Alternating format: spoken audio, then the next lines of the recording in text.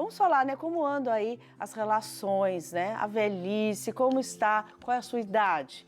E aí, você está cuidando de alguém? Olha, gente, com o aumento, viu, das gerações, principalmente, né, com o aumento das idades. Antigamente as pessoas morriam mais cedo, hoje as pessoas estão envelhecendo até mais tarde.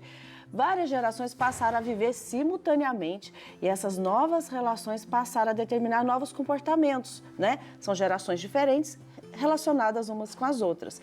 A gente precisa mudar esse conceito que a sociedade tem sobre a velhice, gente. A gente precisa trabalhar a prevenção para envelhecer bem e também, claro, as relações, né? Geram muitos conflitos, competições, indiferença, abandono, né? Essas novas relações seriam de cooperação, afetividade e também de situação de empatia um com o outro. A gente precisa colocar a mão na consciência. Para conversar sobre esse assunto que a gente começa hoje, nós estamos recebendo aqui no nosso programa ela que é muito querida, gostei de conhecer, viu? Lara Cavalca, terapeuta ocupacional e especialista em gerontologia. Seja bem-vinda, Lara. Obrigada, é um prazer. Primeiro, parabéns pela escolha. Explica para todo mundo qual é o seu trabalho, a sua profissão. Gerontologia é a especialidade, a ciência que trabalha com o processo de envelhecimento. Tá? Tanto da parte biológica, psicológica, quanto social, né? Meu trabalho é em uma clínica de reabilitação cognitiva, social para idosos, né? Por ser especialista em envelhecimento. Muito bom. E aí você também veio explicar para a gente o que é essa relação, né? A intergeracionalidade, o que é essa palavra? Essa palavra, ela quer dizer o encontro entre gerações, né? Então, como você bem falou, as pessoas estão envelhecendo, estão vivendo mais, então é mais comum que as gerações se encontrem, né? Então, a gente tem pessoas que nasceram aí na década de 40, que estão com seus 80 e poucos anos, mas a gente tem as gerações mais jovens, né? De 2000, os milênios, né? Que tem aí 20 e poucos anos e cada vez mais essas gerações estão se cruzando e interferem no comportamento, na parte social e nessas relações que vão se intermediando, né? E como você que trabalha com os idosos, como você tem percebido como estão as relações dessas gerações? Né? Normalmente, você que está nos acompanhando, às vezes você cuida do seu neto, né? Você às vezes tem um filho muito novo, teve um filho já mais tarde, ou você que está cuidando também de alguma pessoa idosa. Como está a relação hoje entre essas gerações? Olha, a gente vem falando muito mais sobre envelhecimento por saber que as pessoas estão vivendo mais. Então, em 2030, por exemplo, o Brasil deve ser o 6º país com idosos, né, que vão se sobrepor aos jovens, né? Essa população vai ser maior. Então, quanto mais a gente fala sobre envelhecimento, mais natural isso fica. Então, essas relações tendem a ser agora mais normais, digamos assim, né? As pessoas já estão convivendo mais. Então, já se entende que o idoso, ele também, a velhice não é sinônimo de limitação. Certo. Né? Tem os idosos longevos que vão ter mais chance de terem limitações, mas não necessariamente o processo de envelhecimento significa isso. E muitas políticas públicas existem, já principalmente fora, que já relacionam essas gerações. Então, colocam instituições de longa permanência com crianças que fazem visitas a essas instituições, se incentivam jovens a terem moradias coletivas, né, junto com idosos, não pagam por essa moradia, mas prestam serviços a idosos. Então, essas relações vêm sendo mais frequentes, né? Para poder participar, né? Essas gerações que são diferentes, jovens, adultos, crianças, né? Com os idosos, porque também há um preconceito do próprio idoso, né? Eu já vi muita gente, assim, na faixa aí dos 60, 70 anos, dizer assim, eu não sou idoso, eu não vou lá participar de grupo, não. Tudo bem, mas as pessoas precisam primeiro acabar com esse preconceito, né, Lara? Naturalizar o envelhecimento, né? Porque os conflitos, eles vão acontecer por preconceito.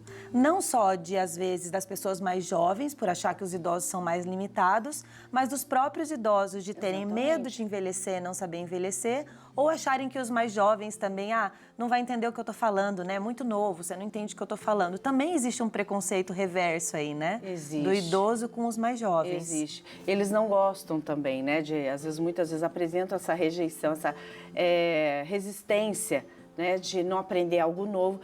Na sua opinião, é importante que essa geração mais idosa aprenda as coisas com os jovens? Com certeza. Na verdade, até essa separação de gerações, Y, né, a alfa que vem vindo, ela aconteceu no movimento empresarial primeiro, quando perceberam as diferenças por conta da tecnologia. Então, os idosos, né, eles não sabiam lidar com a tecnologia como sabem hoje. Então, isso é muito importante porque todo mundo começa a falar a mesma língua, né? Porque existe uma diferença de quem nasceu na década de 50, 60 e quem nasceu agora. Mas essas relações são extremamente importantes para todo mundo se afinar no mundo que a gente tem hoje, né? Sim, com certeza. A resistência para aprender coisas novas já é um conflito, Lara? O que é um conflito geracional? Olha, os conflitos geracionais, eles podem acontecer por questões culturais, né? Então, eu nasci há anos atrás, então, para mim, família é isso, relação é aquilo, trabalho é isso. Então, existe uma diferença de quem é mais velho para quem é mais novo.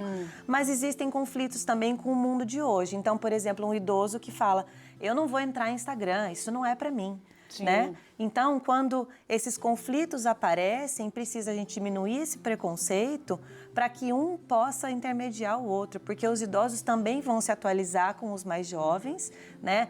Eu estava vendo uma entrevista ontem sobre o Cortella falando, né, que é um filósofo, e ele estava dizendo, olha, se não fossem os meus filhos e a relação com eles, eu não estaria no Instagram desde 2017, falando sobre tudo que eu posso falar, porque eu tinha preconceito.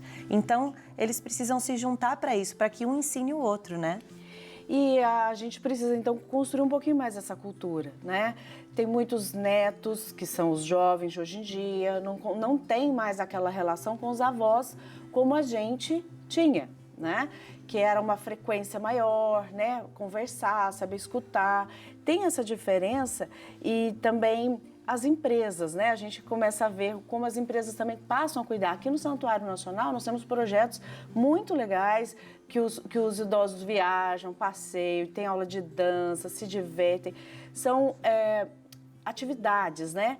É muito importante, né, que as empresas também começam a ter essa cultura. Muito importante. Essas políticas são importantes para a gente agregar valor às relações, né? Porque quanto mais a pessoa mais nova conviver com o idoso, mais ela vai entender sobre envelhecer.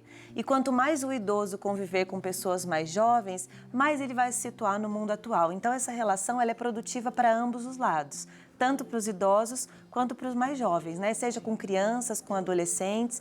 E as relações intergeracionais, elas não vão só acontecer nas pontas, né? O idoso com criança, mas numa própria escola que começa a pegar a parte infantil e junta com o terceiro colegial e já começa a mostrar essas diferenças. Então, quanto mais convivência houver entre gerações, mais as pessoas vão aprender sobre isso, né? Então, tem escolas, por exemplo, que elas trazem os avós mais para perto. Elas fazem dinâmicas, né? Que se coloca uma venda para ver como não é enxergar tão bem, se coloca peso nos pés para ver como, às vezes, tem dificuldade um pouco mais de andar, para a gente poder vivenciar um pouco o que é envelhecer, né? Isso é muito interessante. É muito interessante para a pessoa, porque a gente acha que tudo é fácil. É claro, enquanto a gente tem saúde, né, gente? Andando firme, falando e lidando, causando aí em casa, é fácil. Depois as coisas vão ficando mais difíceis e se tornam diferentes mesmo.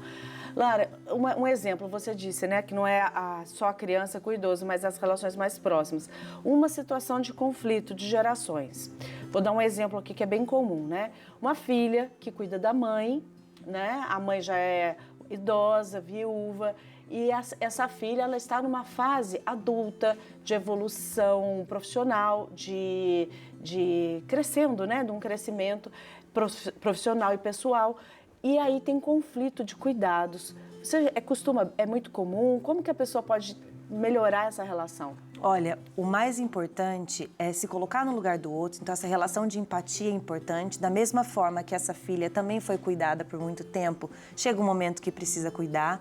E estabelecer uma rede de suporte. Então, seja com irmãos, se é que existem, ou de recursos da comunidade, né? Se tem lugares que você possa deixar o idoso por algum tempo, ou se informar mais sobre cuidados no envelhecimento, tudo isso diminui o estresse de quem cuida.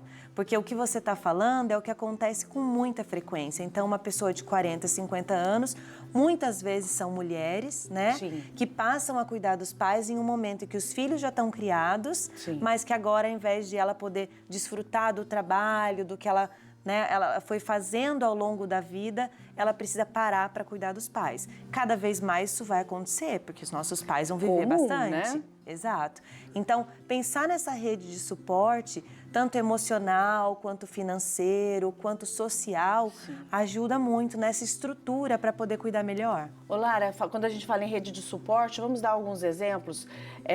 Talvez atividades cada dia da semana uma, o que você sugere? Acho que estabelecer uma rotina, né? Então, por exemplo, se você tem irmãos, você pode tentar dividir essas tarefas. Então vamos para o extremo, porque quando rola, chega nessa idade, aí a briga é certa, né? É verdade. Os irmãos brigam porque eu não cuido, porque eu trabalho, porque eu acabei de ter filho, porque eu mudei de cidade. Então vamos pensar num extremo que é um filho só que cuida, né? Então ele tem que dar conta da vida e dessa mãe. Então ele pode organizar essa semana, cada dia uma atividade? Cada dia uma atividade diferente, ver no bairro onde ele mora se existem, né, serviços comunitários que ajudam nesse sentido. Né? Às vezes tem visita de posto de saúde que pode trazer uma qualidade de vida um pouco melhor. A pessoa vai no posto de saúde, faz um cadastro. Faz um cadastro, ela passa a ser daquela rede territorial e a parte de saúde, por exemplo, é complementada ali. Ela pode ter orientações sobre cuidados que vão facilitar o dia a dia dela. Hoje, com a internet, a gente tem muita informação, né? A Prosa mesmo, né? Que é o contato que a gente vai dar aqui, a Prosa Idoso, ela fala sobre ajuda, né? Dicas para pessoas que cuidam de idosos. E eu acho que é importante a pessoa pensar também em si.